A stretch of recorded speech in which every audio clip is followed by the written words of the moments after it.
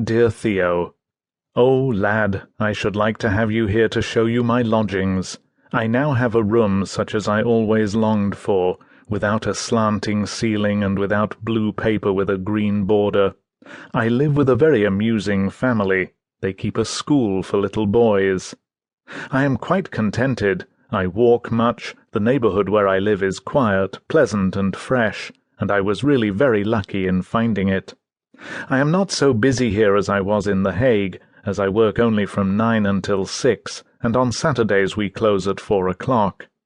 One Saturday I went boating on the Thames with 2 Englishmen. That was very beautiful. Although the house is not so interesting as the house in The Hague, it is perhaps well that I am here, and especially later on when the sale of pictures shall grow more important, I shall perhaps be of some use. Lately we have had many pictures and drawings, and we sold a great many, but it is not enough yet. It must become something more enduring and solid. I think there is still much work to do in England, and of course the first thing necessary is to have good pictures, and that will be very difficult. I am doing very well, and it is a great pleasure for me to study London and the English way of living and the English people themselves. And then I have nature and art and poetry, and if that is not enough, what is enough? At first, English art did not seem very attractive to me. One must get used to it. But there are clever painters here, among others Millet, who has painted the Huguenot. His things are beautiful. Then there is Borton, and among the old painters Constable, a landscape painter who lived about 30 years ago. He is splendid. His work reminds me of Diaz and Daubigny.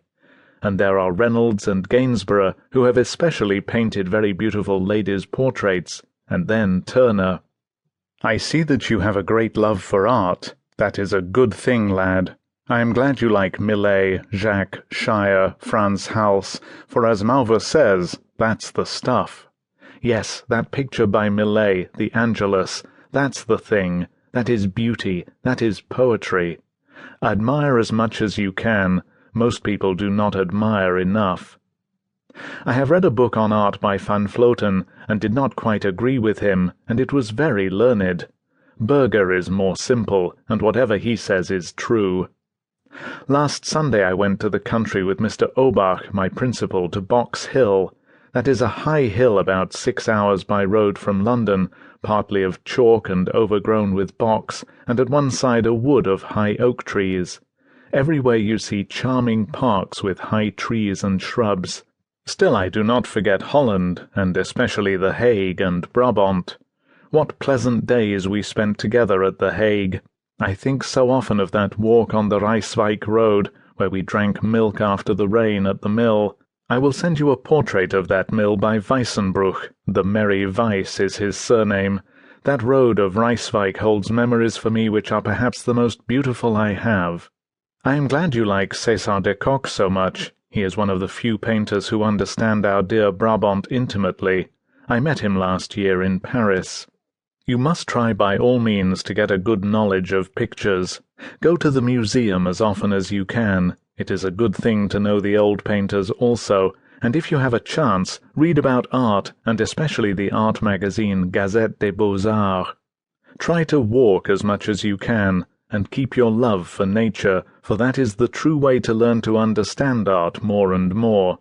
Painters understand nature and love her and teach us to see her. If one really loves nature, one can find beauty everywhere. I am very busy gardening, and have sown a little garden full of poppies, sweet peas, and mignonette. Now we must wait to see what comes of it.